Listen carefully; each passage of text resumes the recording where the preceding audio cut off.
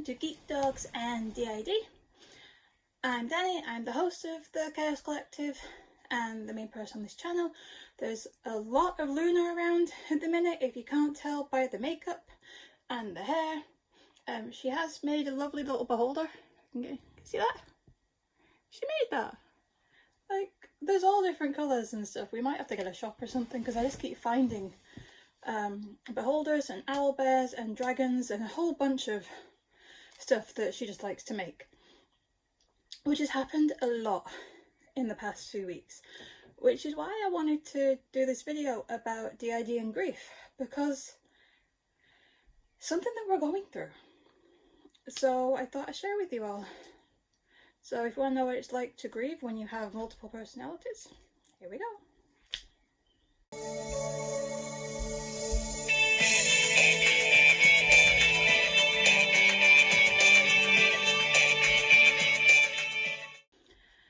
Okay, so hi. Grief, man, like, it sucks. Like, legitimately sucks for everyone.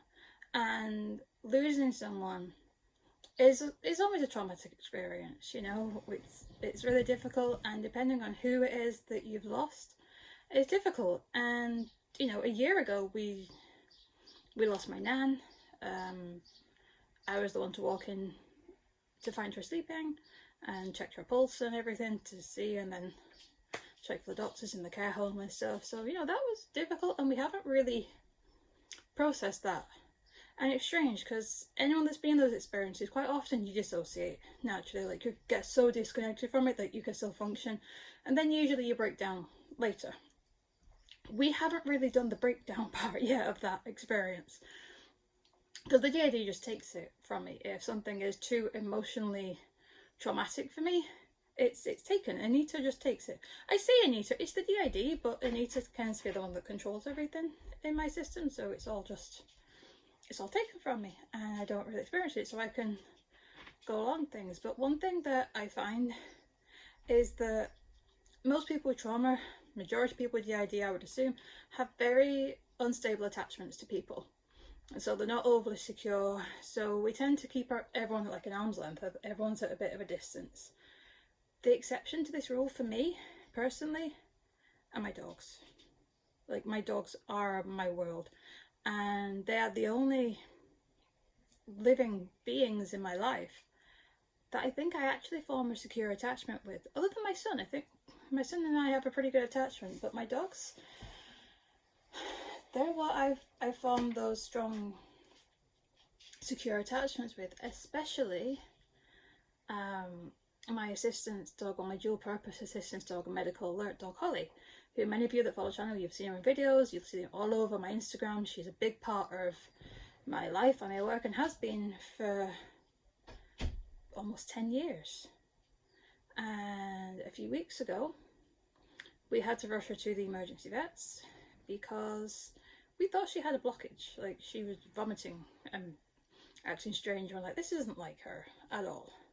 So we took her to the emergency vets because my vet couldn't do the scans because, you know, lockdown.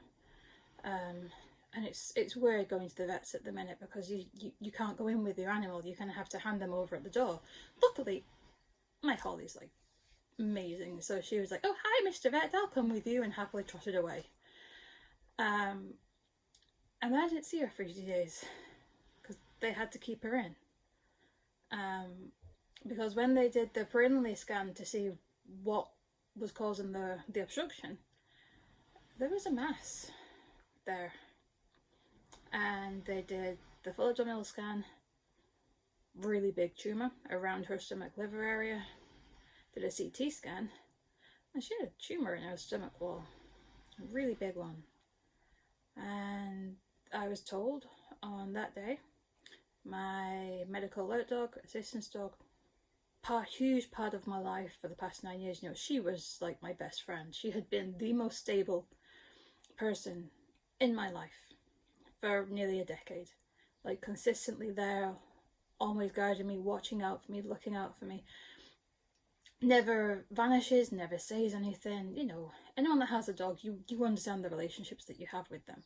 If you have an assistance dog, my gosh, you'll understand even more. Like, they are your independence. Like, and when I came down with my chronic illness, you know, I would pass out randomly, like out on the streets, in supermarkets, and I was becoming to get quite scared of going anywhere on my own.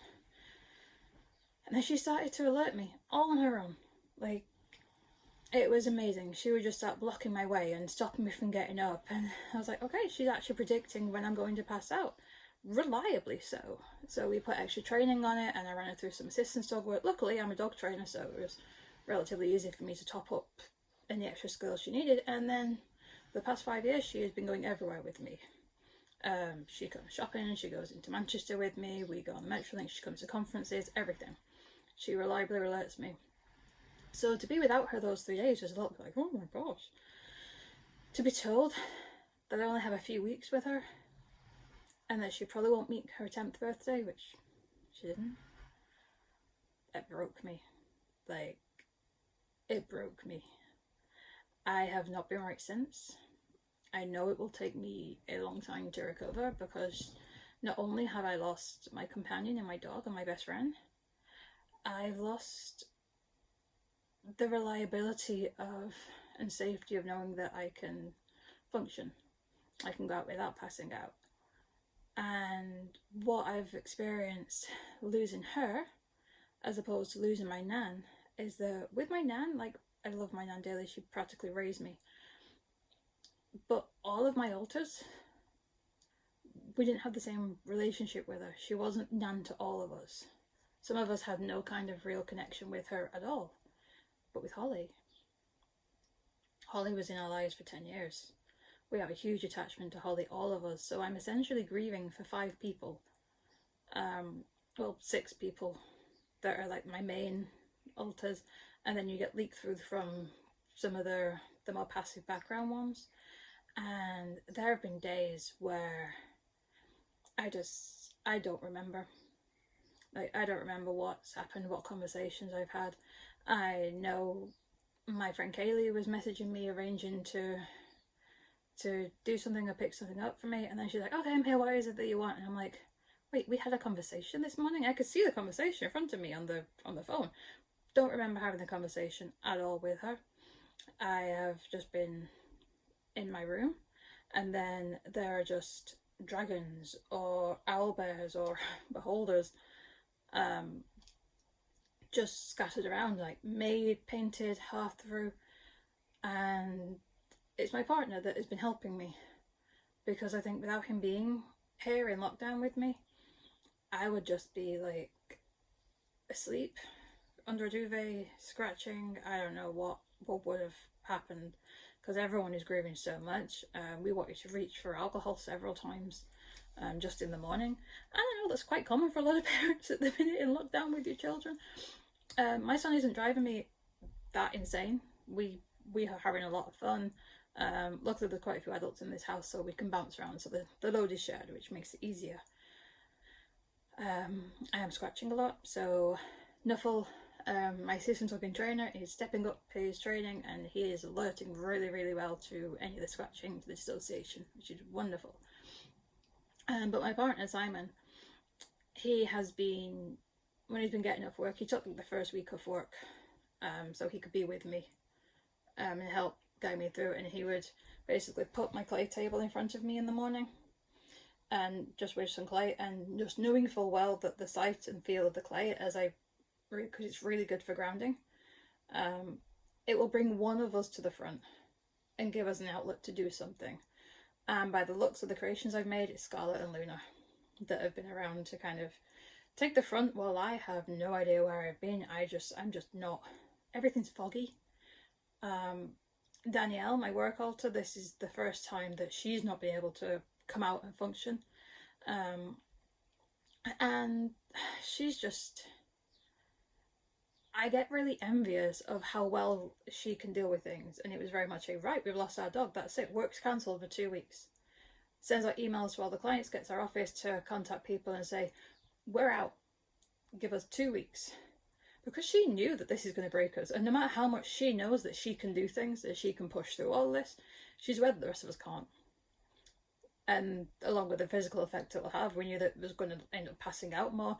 One, because of the stress, two, because Holly wasn't alerting us anymore. Yeah, so she just kind of went, right, we'll do this, this, this, and this. No work. We can host this, this, and this, and do like the bare minimum to cover all bases. And it's the first time I've ever really noticed like my system all grieve together, but also all kind of pull in together. Like the creative ones saying, okay, let's get through the day. And when you are grieving and when you are in that kind of downward spiral, when you're thinking, what's the point? Like, it's like, okay, let's get through the next bit. So let's pick up a book and just start reading a chapter. At least that'll fill. And then, you know, we're like sequel of the book now or something. I was like, okay, I'll just make one of these. And then I'll make this. And then I'll paint it. And just having those little things to do just to fill in the time. And then once I've done it, you feel a little bit better because it's like, oh, at least I made something. And, you know, it actually looks kind of cool. I'm really impressed with this. There's a really nice purple one as well, and a green one and a red one. Anyway, sidetracked. You know, my partner got us Ikora, the new Magic the Gathering cards came out, so we both got them along with one of our other friends. So it was okay, let's make a new deck, you know. And it was just silly things like that we're doing at the minute to cope and get through, because I don't know how to live without her. And it's not like I can't live without her. I'm gonna have to. I have no choice in the matter. You know, I've got a child, I've got a business, I've got too many responsibilities. Not that it helps when your mind does spiral, but I don't know how. It's been 10 years that she's been in my life for. So it's a start, and we're very much an out of sight, out of mind system. So if we don't see or hear things, we can disconnect really easily. But Holly was around all the time. So looking at beds and areas where she would lie are really difficult for us. So the things that we've done to help so far is reading has helped, because at least it gives us a world to escape into when we're able to focus. Clay and art therapy is always a big two for us. I have no motivation to do it, but if someone leaves it in front of me long enough, one of my alters will come out and sort through it.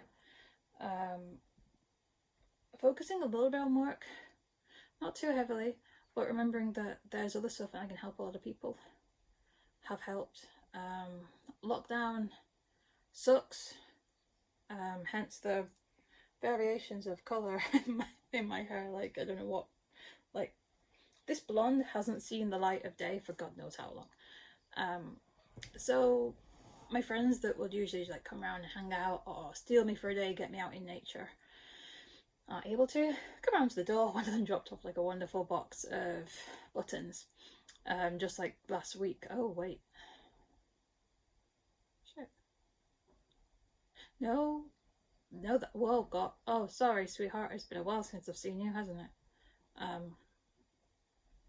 That was, yeah, longer than I thought it was.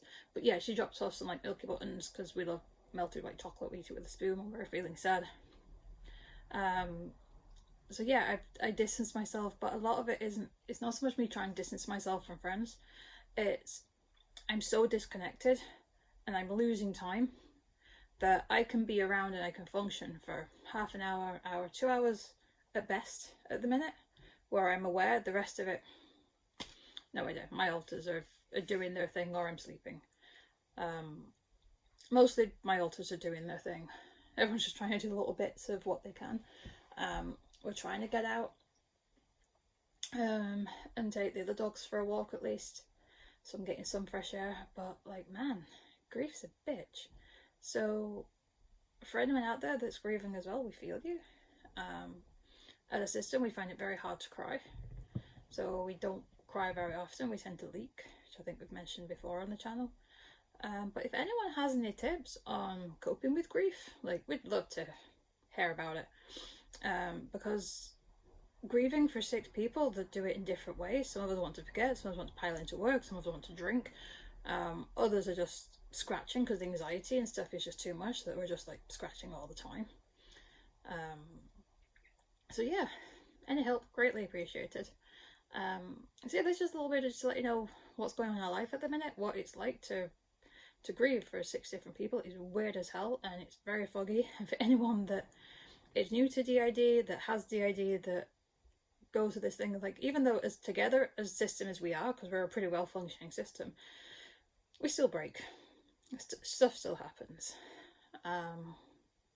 So yeah, I hope this helps someone, and if any of you have any good techniques of how to ground, then we're really happy to listen to them. Multiplicity and me have done a really good grounding video, so thank you to Jess and the boys for doing that. We did a lot of grounding stuff in one of the DID lunches, which was fun. But yeah, I don't know how to deal with grief. It's not something I've ever dealt with. I dissociate from it. So yeah, this is interesting, and we'll let you know how we get on. But just wanted to let you know that our wonderful Holly dog is now no longer with us. So yeah, you won't be seeing her again. Cancer sucks, man.